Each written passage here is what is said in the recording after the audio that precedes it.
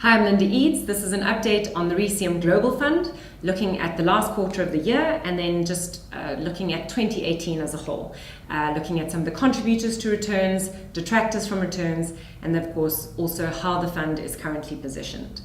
So the last quarter of the year was not a very happy ending, unfortunately, to 2018. Global equity markets came under significant pressure. The MSCI All Countries World Index was actually down almost 13%. The Global Fund did a little bit better than that, but it was also down 10% after fees during the quarter. And last year was a negative year for the fund overall. The fund was down 11.4% after fees versus the MSCI All Countries World Index, which was down 10%. But over the last 3 years, despite that, the fund has actually managed to do very well relative to, again, the global equity market. So the fund has actually delivered 8.3% per year over the last 3 years. And the market has actually delivered 6.6% per year. And I think what's really worth mentioning is the fact that one of the strong drivers of certainly US equity returns and to a large extent global equity market returns as a result of the US being more than 50% of that, have been the technology stocks, the names we all know, the Amazons, the Apples, the Netflix, the Facebooks. And more latterly, those have come under quite a bit of pressure. So it's been to our credit, or to our benefit, I should say, that we didn't hold those stocks in the last quarter of the year, but it hasn't detracted from our ability to deliver absolute returns over the full 3 years. The fact that we didn't hold them during the time that they were actually doing incredibly well. For us, they're just in terms of the valuations, the prices that you're paying, we know that these are fantastic businesses, but for us as value investors, we accept that we don't know what's going to happen.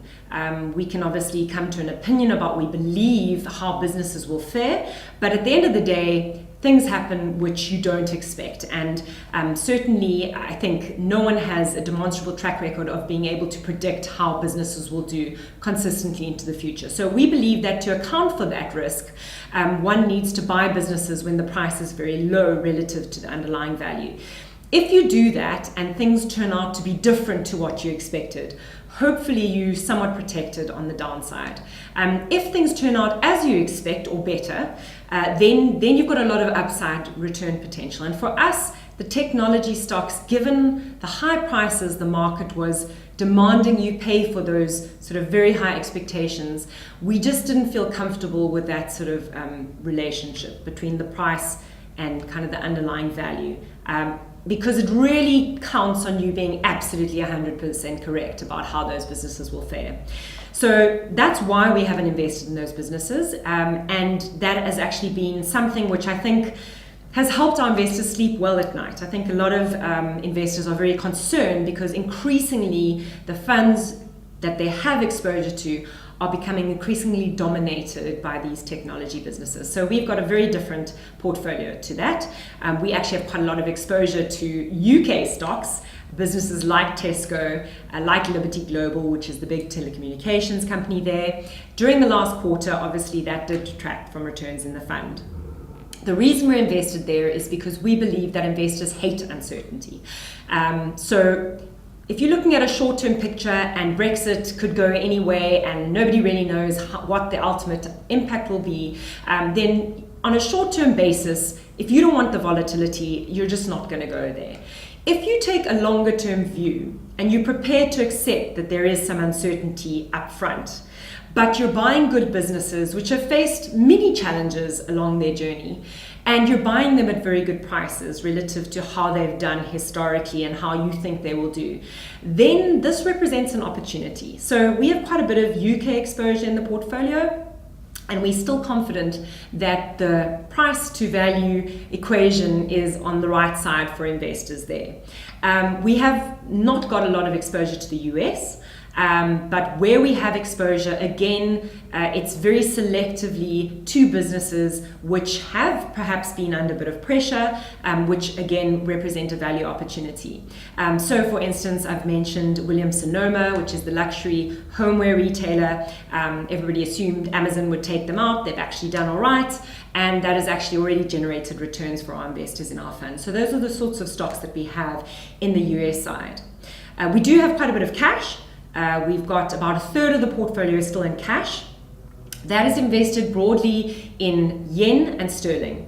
So over the course of last year, of course, yen was one of the very few currencies which strengthened relative to the dollar. But the sterling, of course, was weakened by all of this sort of uncertainty around Brexit. We also took advantage of weakness in areas such as Russia, with sort of US sanctions and the likes, to increase our exposure to companies like Sberbank, which is, of course, the dominant Russian bank. So again, we're looking for those opportunities where effectively the short-term situation is hopefully putting the price in a position which stacks the odds in our favor if things turn out to do a little bit better than the market is pricing in today. And what I like about this portfolio is that it's really a mixture of very different investment ideas across many geographies and sectors, many of them uncorrelated to each other, which I think is a very sensible way to be invested given the current landscape. And I think that as a value portfolio, this is where the return potential sits in the global equity markets, and you can see your value portfolio or your RECM Global Fund as your insurance effectively against the rest of the market coming under pressure.